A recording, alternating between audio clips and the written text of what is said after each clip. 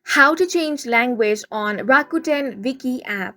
Hi guys, welcome to our channel. Let's begin. In this video, I will guide you on how you can change language on the Viki app. For that, you want to open the Viki app on your device. If you don't have this application, head over to Play Store or App Store in order to download this.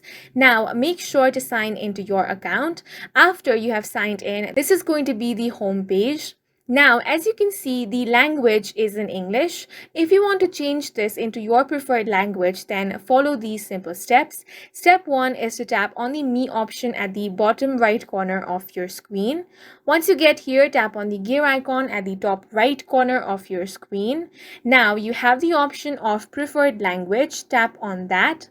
Once you do, this box will appear where you have different languages. All you want to do is scroll down and find the language that you prefer. Once you find the language you prefer, tap on that language, and as soon as you do that, the language will be changed. And that's it for this video. If you found it helpful, please make sure to hit the like button and subscribe for more videos like this.